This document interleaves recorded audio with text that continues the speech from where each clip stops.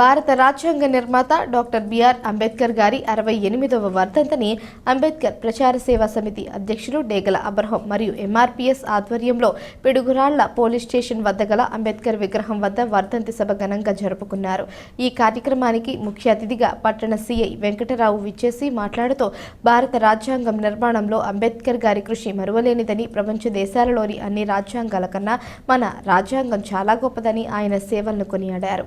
ఈ కార్యక్రమంలో ఎంఆర్పీఎస్ జిల్లా అధికార ప్రతినిధి వర్ల అగస్టిన్, జిల్లా మహిళా అధ్యక్షురాలు దేవరకొండ సుశీల, గురజాల నియోజకవర్గ ఇన్ఛార్జి మీసాల బాబు, పట్టణ అధ్యక్షులు రామ ఇస్రాయేలు, పట్టణ మహిళా అధ్యక్షురాలు వడ్లమూడి కోటేశ్వరి, ఎన్హెచ్ఆర్సీ జిల్లా నాయకులు బోడిపూడి జీవ, హర్ష ఏజెన్సీ మేనేజర్ చిలక కోటేశ్వరరావు, రాజపాలెం మండల ఇన్ఛార్జి సండ్రపాటి నాగేశ్వరరావు, బైరపోగు అగస్టిన్ తదితరులు కార్యక్రమంలో పాల్గొన్నారు.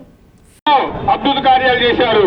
ఈయన మనం ఈ విధంగా ఉన్నామంటే అంబేద్కర్ గారు చేసిన కృషి, అంబేద్కర్ చేసిన కృషిని మర్చిపోకుండా ఇలాంటి కార్యక్రమం అందరం కలిసి కట్టుగా దళితులు అందరం కలిసి ఐక్యత సమాధానం కలిగి కార్యక్రమాలు ఇంకా ముందుకు తీసుకుపోవాలని ఈ కార్యక్రమం అనిపిస్తున్నా గుర్తులు అని అంటారు.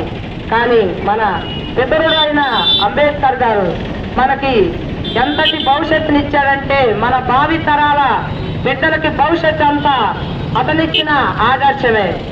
ఈరోజు మనం మాదిగలము లేదా ఎస్టీలని గర్వంగా చెప్పుకుంటున్నామంటే ఆయన కల్పించిన రాజ్యాంగం ప్రకారమే. అంబేద్కర్ గారి వర్ధంతి సందర్భంగా ఈ మంచి కార్యక్రమం ఏర్పాటు చేసిన వాళ్ళందరికీ కూడా, అదేవిధంగా మంచి కార్యక్రమం ఏర్పాటు చేసి నన్ను ఇక్కడ ఆహ్వానించిన అందరికి కూడా ధన్యవాదాలు.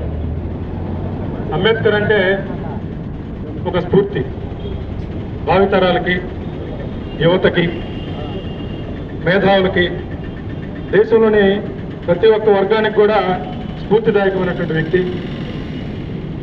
ఆయన ఆదర్శాలని, ఆయన పడిన కష్టాలని, దేశం కోసం ఆయన త్యాగం చేసినటువంటి జీవితాన్ని ప్రతి ఒక్కదాన్ని కూడా ఆదర్శంగా తీసుకొని ప్రతి ఒక్క పౌరుడు కూడా ఆదర్శంగా తయారవ్వాలని చెప్పి ఈ సందర్భంగా అందరినీ కోరుకుంటూ సెలవు తీసుకుంటున్నాను. Thank you.